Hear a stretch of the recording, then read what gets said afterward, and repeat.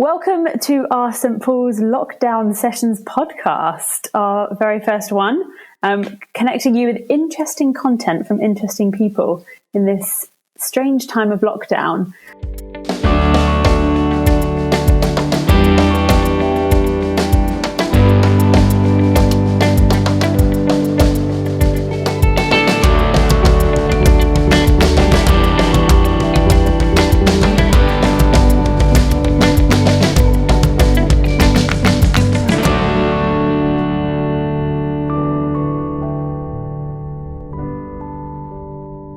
Thanks for joining us today, and we have our guest Julia Bloore joining us this morning. Thanks, Julia, for making the time to be with us. Oh, thank you for having me. I feel very privileged to be on the very first podcast. And I hear you are live coming from your wardrobe today. Yes, I am. We've Sam and I have been putting together a podcast as well for Ven, who we work for, and so we've actually set up a little sound studio in our walk-in wardrobe. So we've been spending a lot of time in here, and it actually gets very hot and quite unpleasant. But it is enjoyable because we're getting to talk to heaps of fun people, which is quite a privilege during this time. So innovative. I love it. And other than filming or recording podcasts in your wardrobe, what else do you get up to on a day-to-day for people that don't know you very well? Well, Sam and I have three children, aged 7, 6 and 4. And they keep me very busy. We homeschool them. And so that obviously keeps me quite busy. So they're around a lot of the time. And then I also work for the Ven Foundation, which is an organisation that basically creates space and time for people to think about what it means to live a faithful life. And so my main job there is working with our fellowship program, which is a residential program where we have kind of between 7 and 12 students come and live across the road from us, actually. And during the time that they're here, they sit in under teaching in theology and philosophy and a little bit of politics and spiritual disciplines and the arts and history. And Sam and I, Sam teaches, but we also together head up the pastoral care for those students. So we have them over here quite a lot. We do devotions with them. We do 2 dinners with them a week. And then I do a little bit of teaching with them as well. Wow. So you've busy woman, you've got a lot of things on your plate. Yeah. Yep. I am. Well, all the more thanks for joining us today, making some time for this podcast. So I am so excited about chatting to you about today's topic, something I'm quite passionate about as well. Yeah. The Enneagram. Tell us, Julia, what is the Enneagram? How does it work?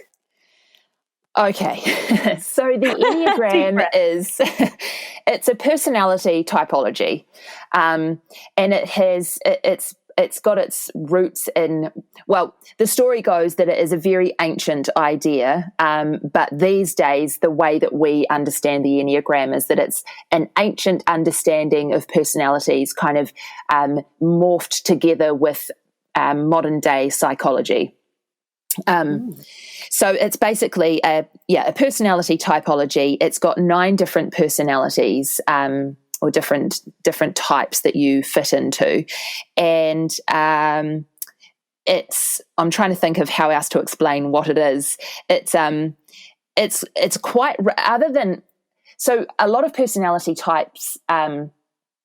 A lot of personality typologies focus in on your strengths and all of the things that you're very good at, or they focus in on the way that you behave, so whether you are an extrovert or an introvert, and those things are all super helpful.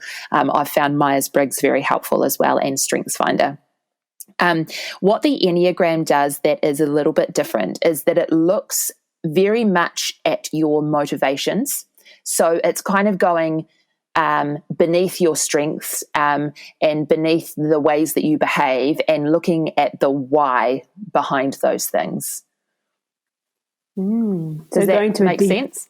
Yeah, it sounds like it goes to a deeper level than things like, StrengthsFinder or Colours or Myers-Briggs that kind of give you the more surface level stuff about your personality. That's this right. Is actually digging into the why we behave like this and why we are the way we are. Yes, that is a great description. You've done better than I have there. No, just summarising. I love that. So how did you first get into the Enneagram? About 10 years ago, some friends and I were sitting in a batch in Whangamata, and one of them had a book called the Richard Rohr's book, which is called The Enneagram from a Christian Perspective. And we read through the descriptions he was reading through all of the descriptions of the 9 personality types. And it's funny because I hear those things and I feel like I never fit into any of those categories, that they never describe me. I can never find my type in those personality things. So he's reading through them all, started at number 1, and I'm going, no, yeah, I can kind of relate to some of those things. Number 2, sort of, maybe 3, 4, 5. I sort of went all the way through, and he got to kind of the last ones, and I'm like, this is so typical. None of these things ever describe me. And then he started reading the 9, which was the very last one, and I was like, oh my goodness. It's like somebody had pulled out my journal and was reading it to me. And so that was 10 years ago. One of the things that I found out about that day is that from a Christian perspective, Richard Rohr explains that each of the types have a root sin, and my root sin was sloth, which I was deeply offended by. And it actually quite genuinely took me about 2 years of kind of sitting with that and thinking about it every now and then. It didn't consume me, but I came back to it a bunch of times and realized that actually sloth was quite an issue in my life. And it wasn't that I was lazy. I guess the word to describe it would be passive. I was passive. I allowed life to happen to me without being intentional about it. And I started to see that I would often keep myself incredibly busy and look like I was doing important things at the same time as not doing the things that were actually genuinely important. So it took me a long time to realize some of the realities of my personality. But that day, 10 years ago, in that batch in Whangamata was when I was first introduced to it. And it sounds like it's been an evolving journey ever since. Yeah, and I think that's the thing with the Enneagram. Even from the very beginning, when you're trying to work out what type you are, I know of people who have just sat reading sort of 3 different types because they can't work out which category they fit into. And so they've read around 3 different types for months until they've worked out which type they are. Because that was going to be one of my questions in terms of like, actually, before we dig into those 9 different types, how do you work out what you are? So there are tests that you can do online. There's quite a few free ones available, and some are better than others, just like all of those sorts of things. There's also a great test that you can do on the Enneagram Institute website, which is just the enneagraminstitute.com. And that one, you pay $12 to do it, but it is a very good test. And it comes back with the loads of information around your top 3 types. And the thing with the Enneagram is that you're not going to do a test and get 100%, get a results back that are 100% guaranteed to be correct. It really does take a lot of reading and sitting with the information that you've got and reflecting on yourself. Because what it does is it highlights to you things about yourself that you've actually probably not really been aware of before. And so it does take a bit of time to be reflecting on yourself, on the ways that you respond to things, on the stuff that's going on inside, in order to actually work out which type you are. And is that, Julia, you said kind of when you first discovered the Enneagram and found out your roots in with sloth, you were like, oh, that's not me. Like, no, I don't want to engage with that.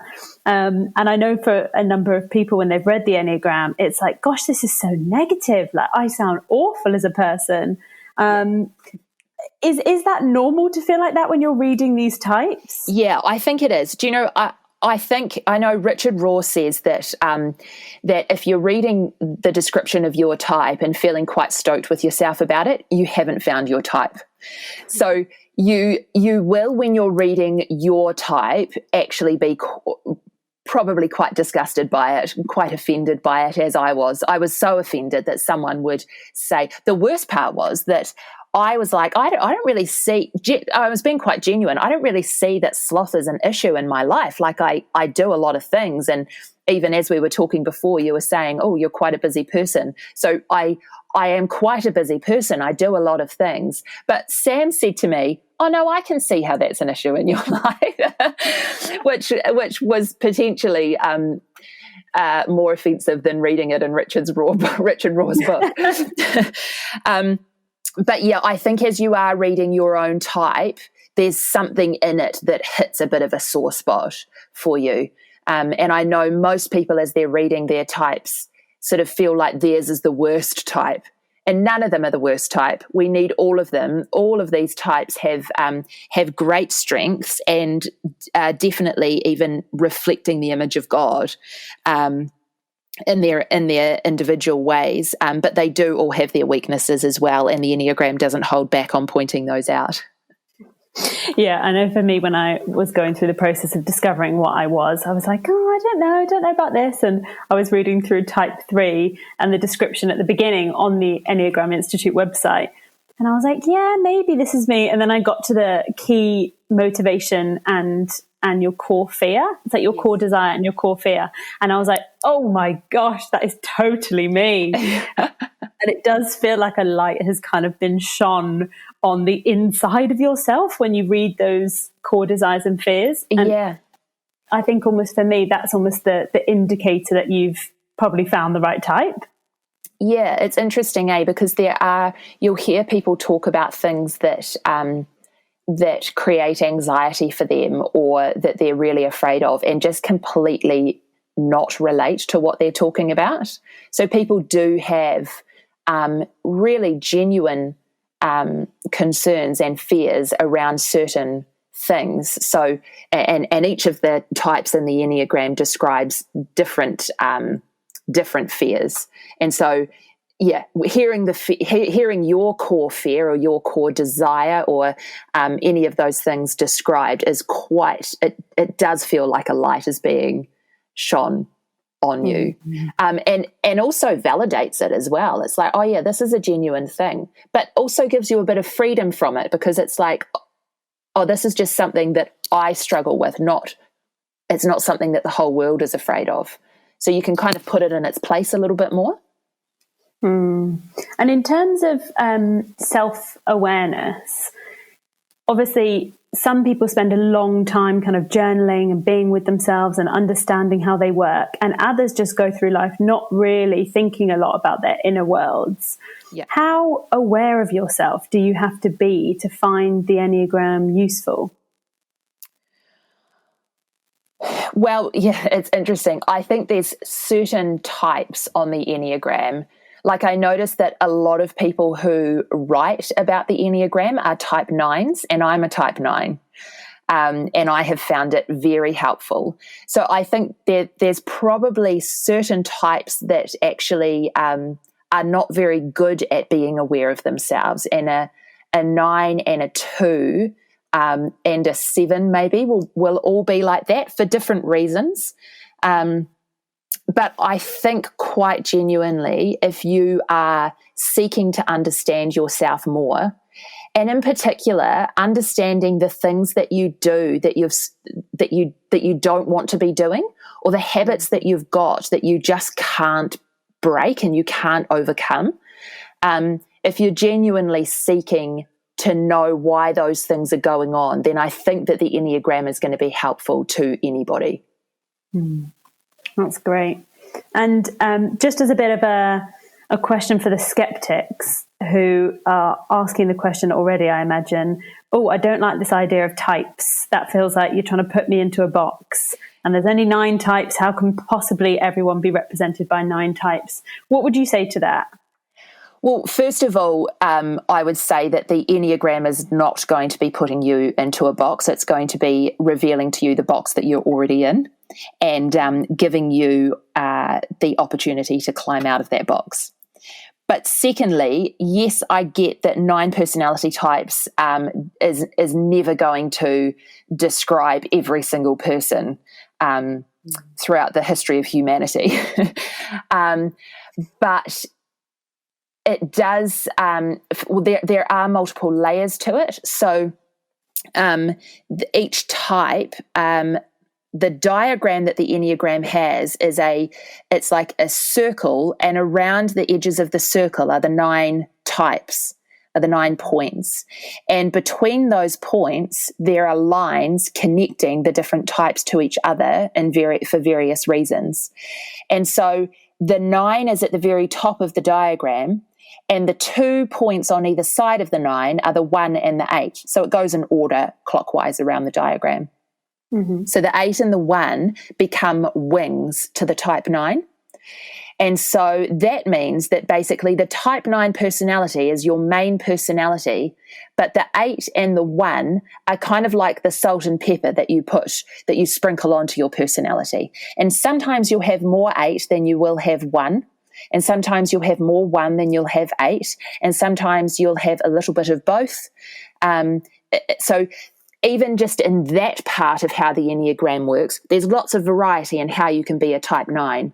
Typically you're one type, but most people will have 2 correlating wings, that one wing might be more dominant than the other, but they're kind of 2 additional types that you can relate to as well.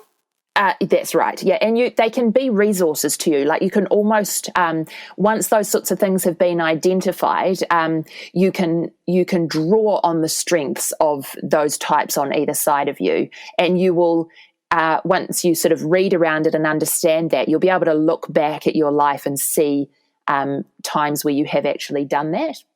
The other thing is, though, that there are stages and levels or levels of development. And so your description of your personality type, and I keep using the 9 here just because it's mine, and so it's easy, but the description of the type 9 has layers of development. So you can read around what it looks like to be an unhealthy 9, and what it looks like to be an average 9, and what it looks like to be a healthy 9. And then on top of that, when you are feeling like you are in a very comfortable and flourishing place, you follow along one of the lines on the diagram to your growth type. Now, for a 9, the growth type is the type 3. So you begin to actually draw on that and show a lot of the qualities of the more redeemed qualities of the type 3. And then to go down the bottom again, when you're not in a healthy state, you move along your stress line. And for the type 9, the stress point is the type 6. So you start to show some of the more unredeemed qualities of the type 6. And your stress and growth lines, are they different to your 2 wings? They're different to your 2 wings. So that's adding another layer to it as well. It's a tool that it starts off quite simple with the 9 types, but actually there's lots of different layers of complexity to the Enneagram once you look into it. There is. And I think it's good to just start off with those 9 types and just settle on what that is to start with. If you're having difficulty working out what your type is, then starting to understand the wings and then the growth point and the stress point are probably helpful in terms of identifying which type you are. If you can sort of recognize that when you're really doing well in life, you're starting to show signs of the growth point, then that might help you go, oh yeah, I think I might be a type, whatever. That's really helpful. So why don't we dig into these 9 types? Could you give us a kind of brief overview of each one of them? Yes. I know we don't have the diagram in front of us probably, but just to reiterate, it's a circle with the 9 points around it. So I'll start with the type 1. The type 1 is known as the perfectionist. So the perfectionist is somebody who needs to be right. And so they focus a lot of their attention on doing everything the correct way. Their underlying or their root sin is anger. But what they do with anger is they repress it. Just to add another layer, actually, before I go on here, there's another part of the Enneagram which is potentially helpful to understand as we do this, called the triads. There's 3 triads that separate the Enneagram into 3 separate groups. The 9 types are divided into 3 triads. Each triad has a dominant emotion, and each type within the triad has a particular way of coping with that emotion. So if we're looking at the type 8, 9, and 1, that's known as the gut triad. And so what they do is, the emotion that they struggle with is anger. Now, 8s act out their anger, 9s completely deny their anger, and 1s repress their anger. The next triad, the second triad, is known as the heart triad, and that is 2s, 3s, and 4s, and their dominant emotion is shame.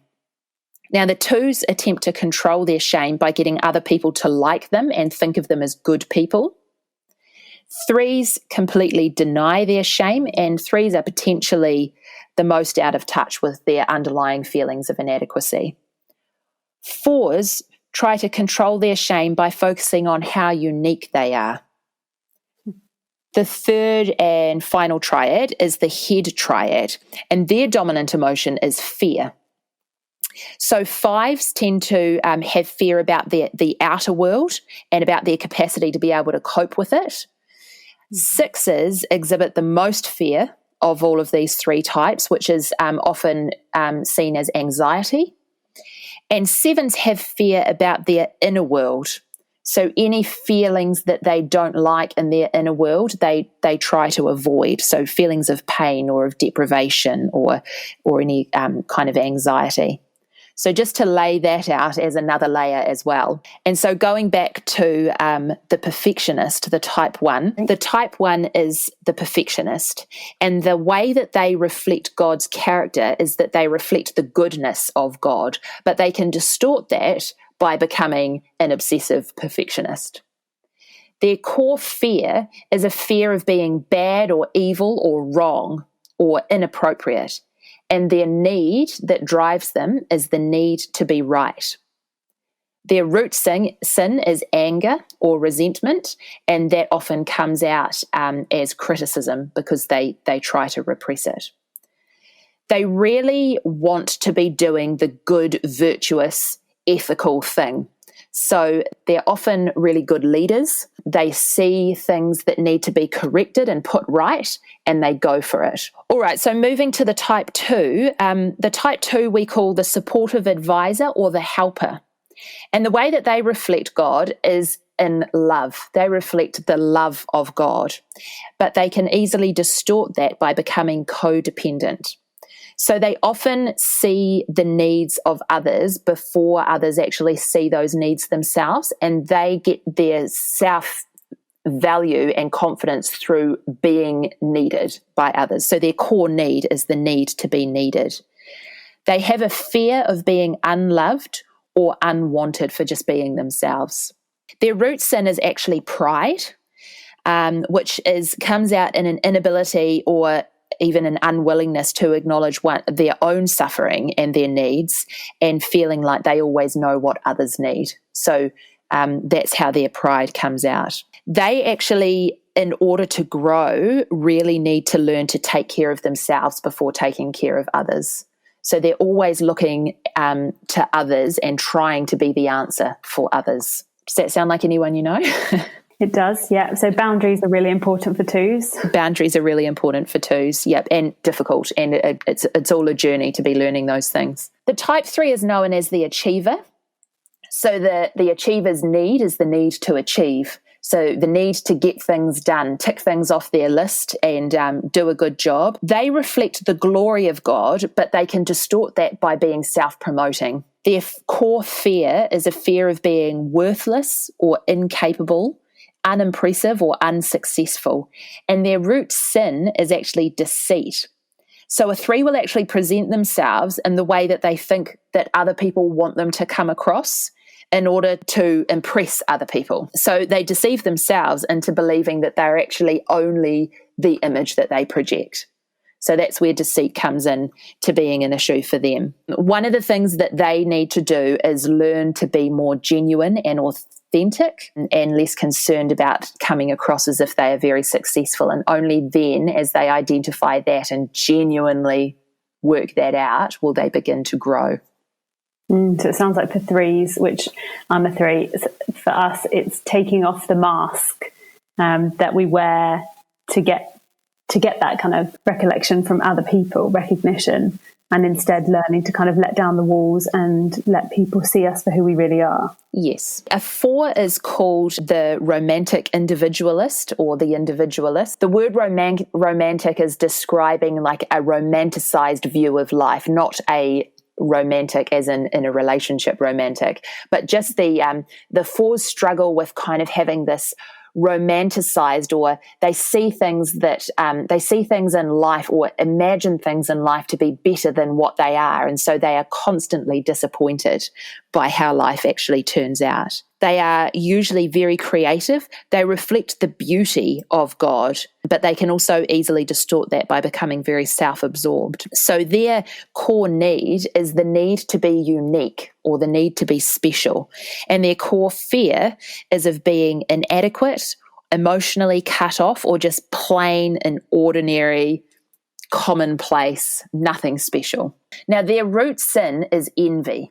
So they often feel like something is fundamentally missing in them and that others have got this thing that they haven't got. And so they often look at others' lives and see something that they feel they don't have and envy that. What they need to do in order to grow is realize that God's actually created them perfectly unique already. They've got beautiful qualities that are to be shared with others. They're not flawed. And once they actually, again, genuinely deep down get that, then they can begin to grow. A type 5 is the investigator or the investigative thinker, and their core need is the need to know. They're quite often introverted and like to spend a lot of time on their own. They reflect the omniscience of God, but they can distort that by becoming excessively detached. So 5s actually can have quite an issue with really removing themselves from society. Their core fear is a fear of obligation or emptiness or being incompetent or ignorant. Their need is the need to know. So they demolish information. They just want to know more and more and more. And their root sin is actually greed.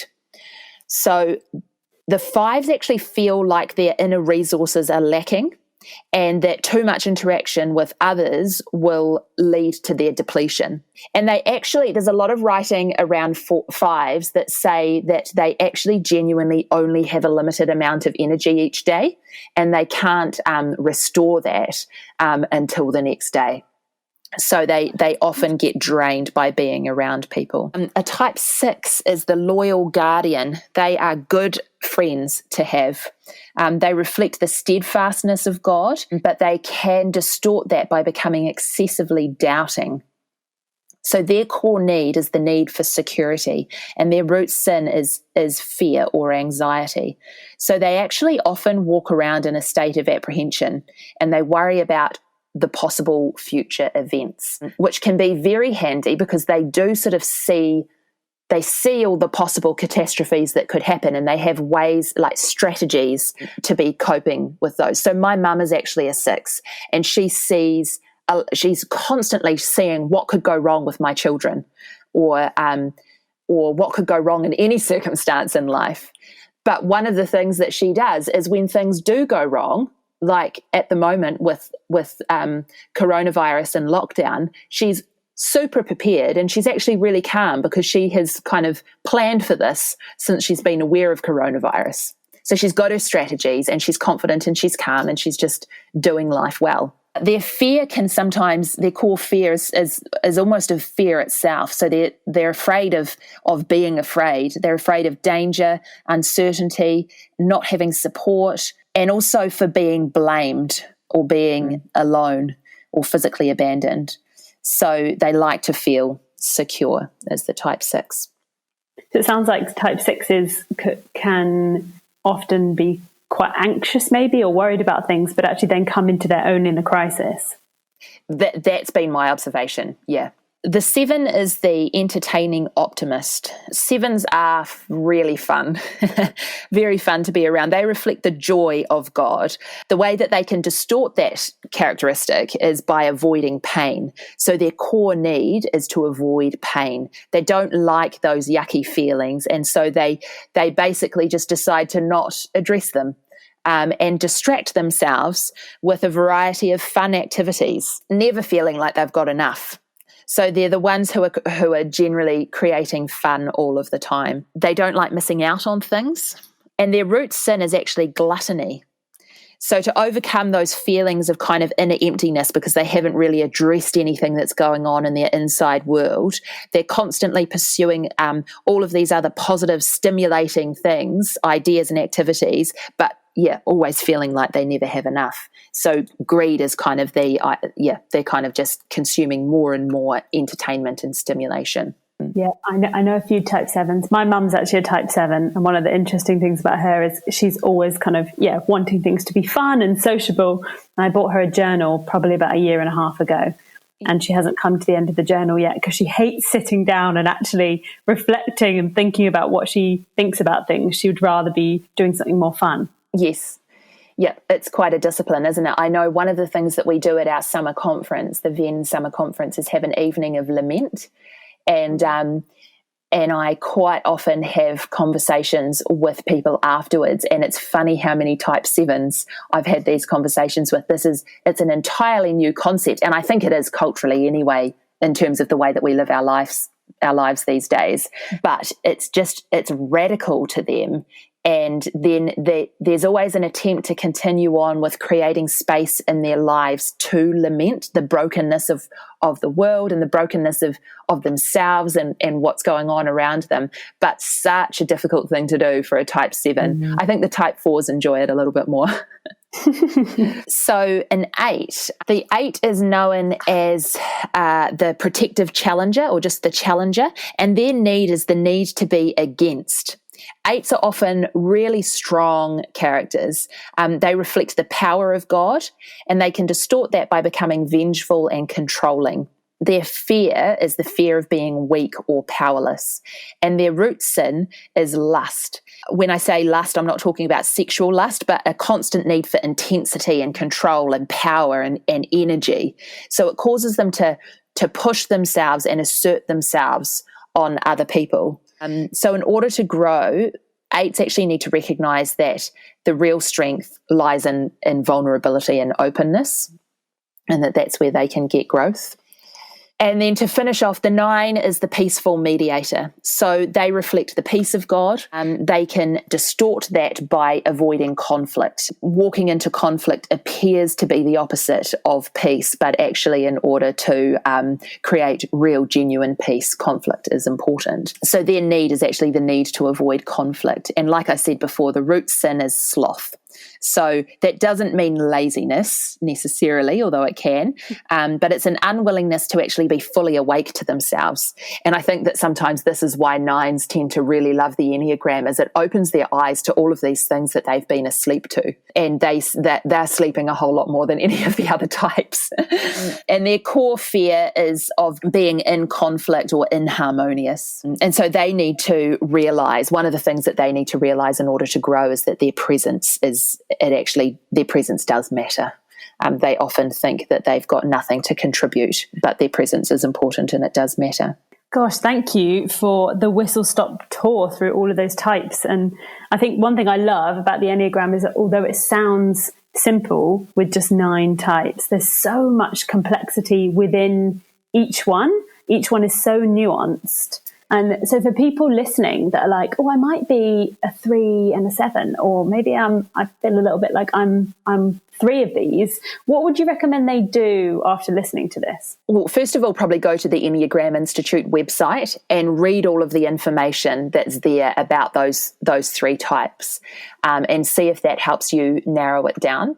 There's also a couple of great books that I've enjoyed, which are both from a Christian perspective. One of them is called The Road Back to You, and the other one is called Self to Lose and Self to Find. And in that book, Self to Lose and Self to Find, she actually describes personality quite well. She uses the metaphor of a seed. So she says that our true, authentic self is like a seed, and the way that we develop like a protective layer over ourselves as a child, she calls that the false self. So the way that we learn to behave in order to protect our tender hearts as little ones, she calls the seed coat. And so she talks about how a seed needs its seed coat. It's an important part of what it is, but it doesn't, once it's planted in healthy soil and it's getting sun and it's getting water, it actually needs to shed that coat in order for the sprout to come up and the plant to grow, for it to become its full potential.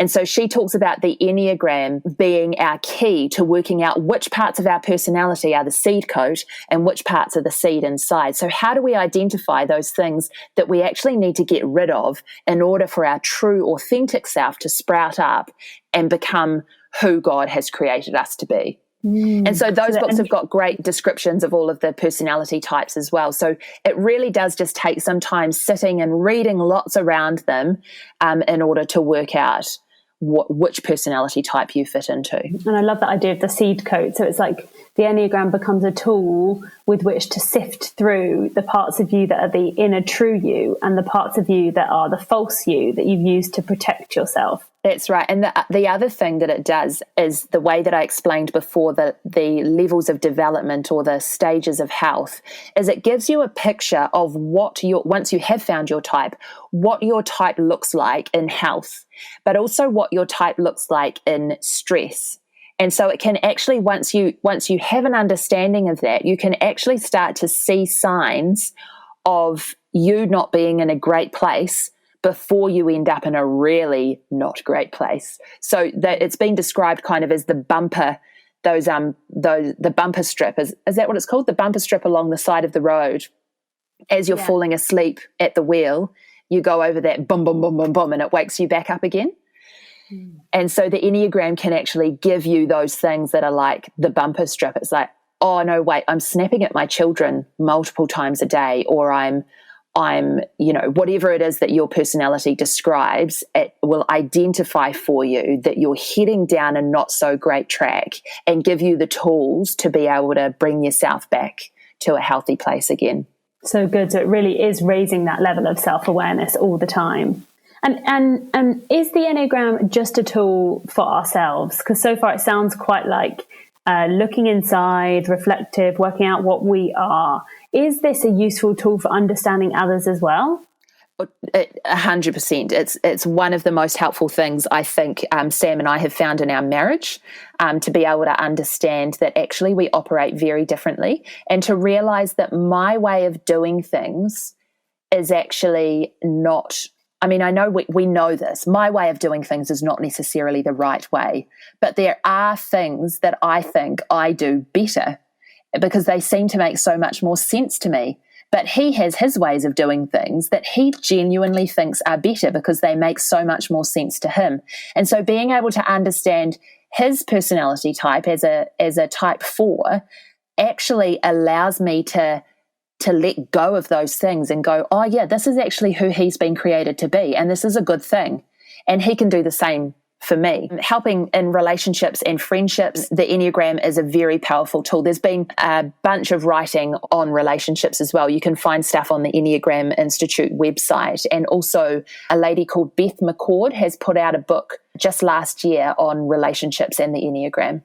So good. So helping us to really put ourselves in someone else's shoes and understand them and how they work. And I guess increasing connection and empathy as well towards people. Totally. Having understanding it so you can actually value what it is that they're bringing to a situation. Julia, thank you so much for that array of information today. And it sounds like what you're encouraging people to do is go away and take that inkling of what type they might have and go on that Enneagram Institute website and read the different types, see what you might be. And then maybe it might be helpful to come back and listen to this podcast again once you've got more of an idea of which type you are. Yeah. And I think that understanding that it's definitely a journey. It's not something that you're going to, I mean, you can definitely learn from it immediately, but it does take, like, I just think of the last 10 years and how many times I feel like God's brought me back to it to highlight something in me that he just wants to put his finger on and actually redeem or heal or change in some way. But it's a slow, steady kind of process. It's not a quick fix to all of your problems. But I do believe that it does help with identifying the things in us that are actually creating difficulties for ourselves that we can't identify on our own. It shines a light on those things. And once we can identify those things, we're a long way down the path to being able to change them or to allow God and allow the Holy Spirit to be doing some work in us to change those things. Amen to that. Love that. Julia, thank you so much for joining us today. I've learnt a lot and I feel like I want to go away and absolutely just read up on all the different types now. So thank you. We must probably relieve you from your hot wardrobe at this point in time. I'll go back to my crazy cabin fever children. Oh, amazing. Thank you so much. And it's been great to chat today. Thank you for having me. See you, Emma. Bye.